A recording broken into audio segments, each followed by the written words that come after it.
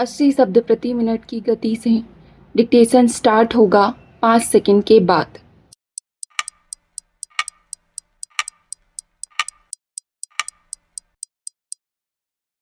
Start.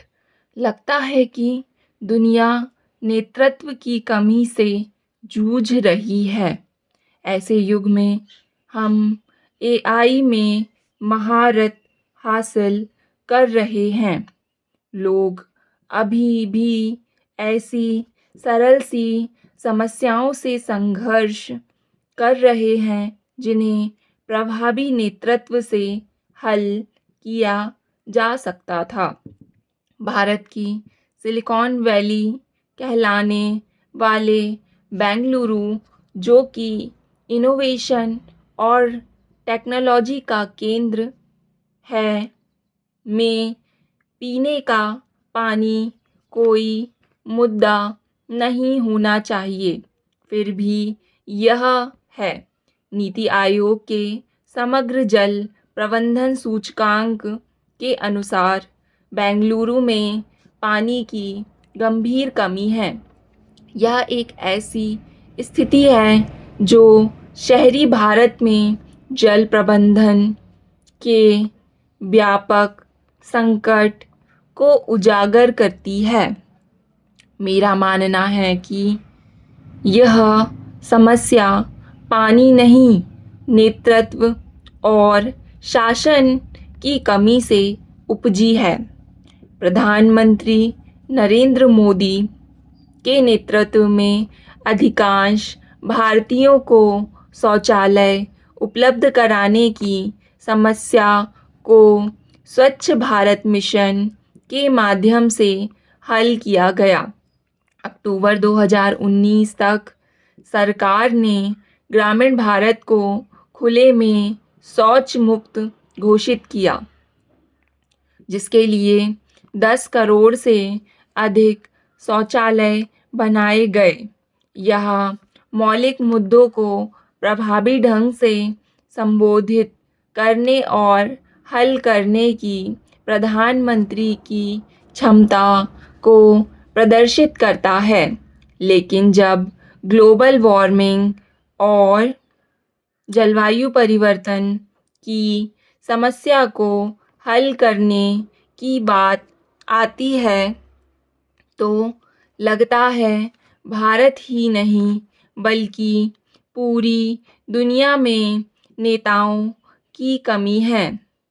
लगता है कि कोई भी नेता इतना बड़ा नहीं है कि इस मुद्दे पर विश्व को समाधान की ओर ले जा सके। 195 देशों द्वारा पेरिस समझौते पर हस्ताक्षर करने के बाद भी, जिसमें 2015 के स्तर से कार्बन उत्सर्जन को कम करना शुरू करने और 2030 तक उसे 45% तक घटाने पर सहमति व्यक्त की गई थी। कार्बन उत्सर्जन में कमी का कोई महत्वपूर्ण संकेत नहीं है। वास्तव में वैश्विक कार्बन उत्सर्जन 2023 में 40 अरब टन से अधिक के रिकॉर्ड उच्च स्तर पर पहुंच गया है। यह 2022 की तुलना में 1.1% की वृद्धि को दर्शाता है, जो बढ़ते उत्सर्जन की चिंताजनक प्रवृत्ति को जारी रखता है।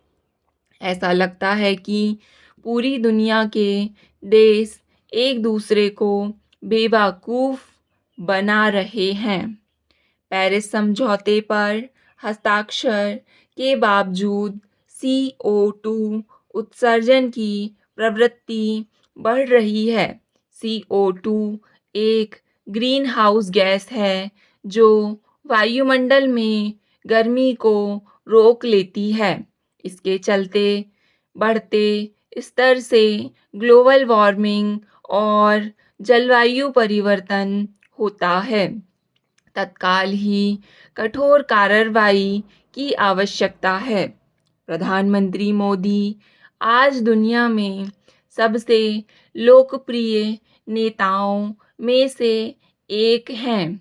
हाल के सर्वेक्षणों के अनुसार उनकी अप्रूवल रेटिंग 70% से अधिक रही है। उन्होंने अपनी कूटनीतिक सूझबूझ ने अंतर्राष्ट्रीय मंच पर भारत का कद बढ़ाया है। अंतर्राष्ट्रीय योग दिवस जैसी पहल की है। वैश्विक स्तर पर भारतीय संस्कृति और मूल्यों को बढ़ावा देने की क्षमता प्रदर्शित की है। G20 और संयुक्त राष्ट्र जैसे मंचों में उनकी सक्रिय भागीदारी वैश्विक नीतियों को आकार देने और अंतर्राष्ट्रीय सहयोग को बढ़ावा देने में उनकी भूमिका को भी रेखांकित करती है। वे पर्यावरण संरक्षण और जलवायु कार्रवाई के भी मुखर समर्थक रहे हैं। इसी कड़ी में मिशन लाइफ का शुभारंभ एक अग्रणी कदम था। मिशन लाइफ के सिद्धांतों पर चलना भारतीयों के लिए मुश्किल नहीं होगा।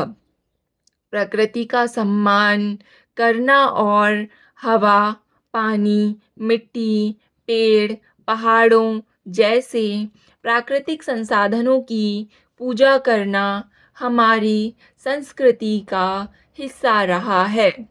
जीवन के अंत तक सामग्रियों का कुशलतापूर्वक उपयोग करना भारतीयों के लिए एक आदर्श रहा है। प्रधानमंत्री की समावेशी नेतृत्व शैली ने उन्हें जलवायु संकट के माध्यम से दुनिया का मार्गदर्शन करने में सक्षम नेता के रूप में स्थापित किया है। भारत को विश्व गुरु बनाने का उनका दृष्टिकोण जलवायु कार्रवाई का नेतृत्व करने के लिए एक वैश्विक नेता की आवश्यकता के साथ पूरी तरह से मेल खाता है।